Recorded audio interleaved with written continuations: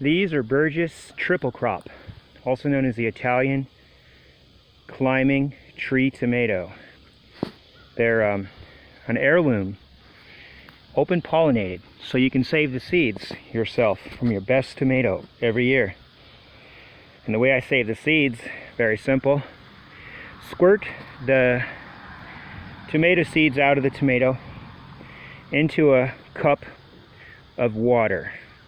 Let them float around and sink in there, whatever they want to do, for 3 or 4 days. Then pour off the juice and add more water. About the 4th, 5th day, drain all the water off. They'll be nice and clean. And put them on a saucer, ceramic saucer, just whatever, even plastic saucer. Let them dry, and then just put them in an envelope, or a plastic envelope, or a jar, and put them in the refrigerator or the freezer. Keep them sealed up. That's what I do every single year. And these are from Burgess. They're about, I don't know, maybe many decades old. And they breed true every year. I pick them constantly, every day. And I start them indoors first, while it's still cold in the winter and everything outside is dormant. And I use a light above mine. I use a regular fluorescent light. Well, actually it's an LED light, and I got mine from Harbor Freight. It was about 19 bucks after tax, maybe 20.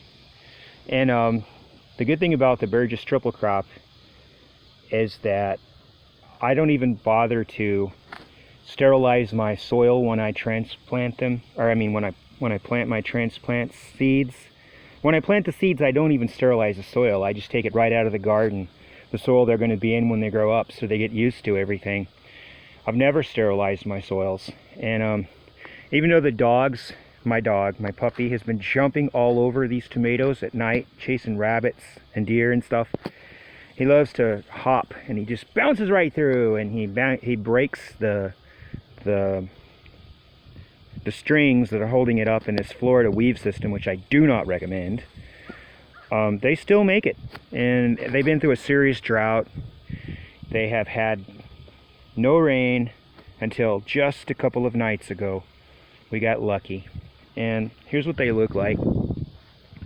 Since they're not chosen by me for looks, I just save my biggest tomatoes. Here's what they look like. I pick them every day, like I said. Now deep inside there, you'll see there's some tomatoes that need to be picked. So here's what they look like. The kind of blemish. See, this is a deformity, but it's still delicious. Here's one that fell off. And there's another one. I pick them sometimes twice a day as they ripen. Anyway, the only pests that I ever have on these that are any kind of major concern is the caterpillar known as the tomato hornworm. And I only have it one time in the year. Then I take out the bacteria known as azawai, and there's another bacteria, and it's known as, well, it's sold under the brand name Dipel, but they're both Bacillus thuringiensis bacteria, which were invented in the 1800s, before the oil companies made their powerful reign of terror over all of us. BT was the mode of choice for bugs. BTs were swept away, hidden under the rug for decades and decades, while the glorious chemicals which kill everything became popular and highly advertised by their wealthy media. But Bacillus thuringiensis is an old germ technology, and the wonderful thing about them is it's host-specific bacteria, meaning that you can spray the azawai on the tomatoes and it only kills the caterpillars. Turns them into a brown, hanging, dead thing. And I don't have to hunt for them anymore, and I only spray it one time. I spray it at night, and I don't spray it anymore, and it kills the entire cycle of the hornworm. And it doesn't hurt any other beetles. It doesn't hurt it does hurt butterflies because it hurts caterpillars. It doesn't hurt beetles. It doesn't hurt ants. It doesn't hurt bees. That's the way this caterpillar killer is. This is Azawai. It just kills the caterpillars. I watch that for many, many years now. This stuff is extremely cheap, but the chemical companies don't like BT. They don't want it around. Because if I wasn't using BT, I'd still be out here picking the caterpillars every couple of days because the cycle would still be going on. And it would also, if I was using a chemical thing, that also wouldn't break the cycle. It would also kill all the predators with it. The praying mantids and the assassin bugs, and heck, it might even be extremely harmful to the amphibians that eat them. I've got a lot of tree frogs that eat a lot of the pests. But you can see here I had some serious damage from the caterpillar, the hornworm. And often people think that's deer that did that, but it's not. I've had people actually tell me they've got deer damage, and then I'll find the little camouflaged worm and show it to them. But you see they're recovering nicely now because I've sprayed them, and they won't have that anymore. And if they do, then I will go get me some more.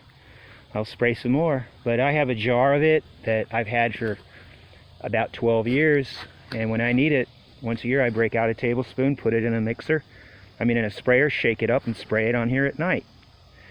One time. Anyway, so that's a one. That's Burgess Triple Crop, my favorite big tomato. And big tomatoes don't cross up with the little cherry tomatoes because they're a different family. I think the cherries are known as Lysospersicum. I'm not really sure. Something like that. Latin is a written language, not a spoken language, so it doesn't matter how you pronounce something in Latin. It just matters on how it's spelled. So it could be Lycospersicum, I don't know. But anyway, this is what they look like, my second favorite. Now, that is my first favorite of all the big tomatoes, Burgess Triple Crop. This is my first favorite of all the cherry tomatoes because it's a cherry tomato, it doesn't cross with my big tomatoes, and it's the only other kind I'm growing right now because I just love the taste and I love the durability of it. Like I said, I don't worry about disease. My tomatoes have been through a drought and dogs knocking all over them, jumping on them, and they still look beautiful. And I'm using a terrible method called the Florida Weave, and that's how I use these hay strings, which I got for free from somebody because it's a reject spool of hay string. It's no good. It's brittle and it tangles up his hay baler. So I got all this mess to play with for a little while. Anyway, I made a greenhouse out of my cattle panels that I used to use to weave my tomatoes, and it's too short. Cattle panel greenhouses are too short if you're over 6 foot. They're terrible for that. So don't build one. You'll be wasting your time and money. But my first favorite of the cherry tomatoes are these. They're a Ukrainian Ukrainian purple-shouldered tomato. They go by a whole bunch of different names because a lot of people, they take a seed company and they take the seeds and they rename it and then sell it under another advertisement spiel because they're not patented, which that's okay. But anyway, they look like this. They're just a purple cherry tomato, but they're so big that you can slice them and put them on sandwiches. That's before they're ripe. They look like that before they're ripe. And when they get ripe, they just get really beautiful. I pick them every day, so I've already picked them, but there'll be some more. Look at the chocolate color they get here, and then some of them get more of a orangish color. Let me show you one that's pretty much red. Oh, it got a crack on the side because we got our first rain a couple of days ago that we've had in months. See, that one cracked, but it's still edible, still together. But that's how pretty they get. And they say that purple's good for you. I'm gonna eat that. Yep, very good. Who can stop at just one? Anyway, so the purple shouldered one, any name you can get for it. That's the kind I like to grow.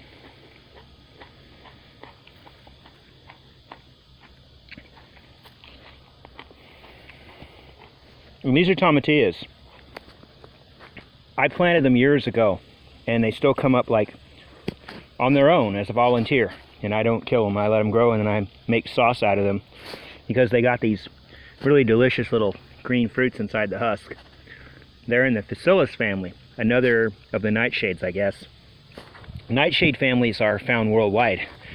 They mistakenly call them New World flower plants because some botanists thought they were only in America, the Americas, which they called the New World, but they're not, because India has the fame of the famous eggplant, and it's also a nightshade with the same flower, and it's not a New World plant, it's an India plant. So nightshades are all over the place, and I've even been told that the famous goji berry is one of the nightshades, but I don't know for sure, and it's from Asia. So here is, of course, Asia and Europe are the same. It's a continent known as Eurasia. So, I mean, it's from Eurasia, excuse me. Anyway, here's my favorite jalapeno. So, first, my favorite cherry tomato is the Ukrainian purple-shouldered tomato because they look beautiful like this and they bear abundantly and they're disease-resistant. This is a drought, but we finally got it over with.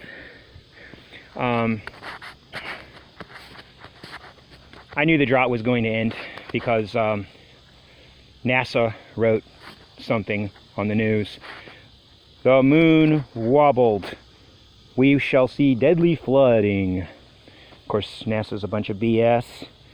But it might mean, because I believe that the weather's being manipulated, they're going to stop droughting us out, which I believe they drought us out by putting a herbicide on the clouds, because I believe that the weather's been modified since 1947.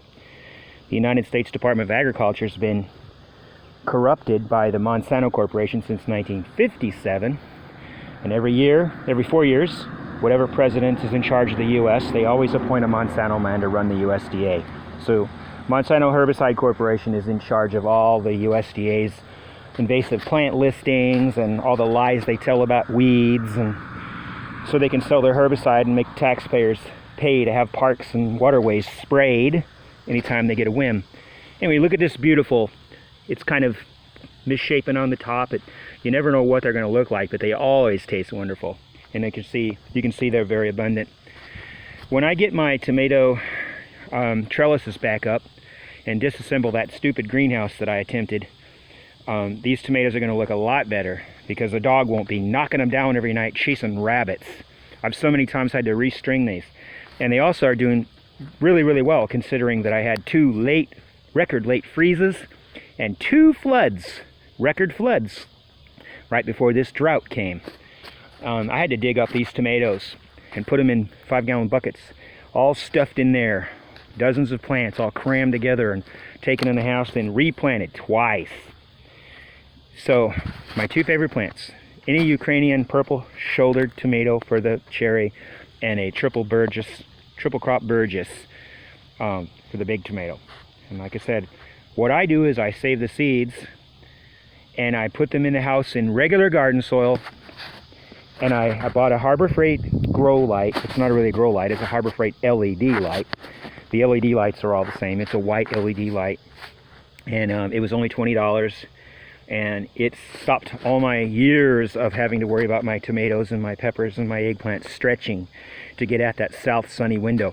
You must have a south-facing sunny window if you're in America on the northern part of the equator, because the sun only comes from the south, basically. And it's the only window that will work to grow plants. And with greenhouses now, they're finding that it's also best to have a south window, an east window, and a west window in a greenhouse, but no window on the north, just a wall. They've even got one that's partly in the ground. It's called the Jalapeno. Okay, I'm going to stop walking around, but I want to show you my best pepper.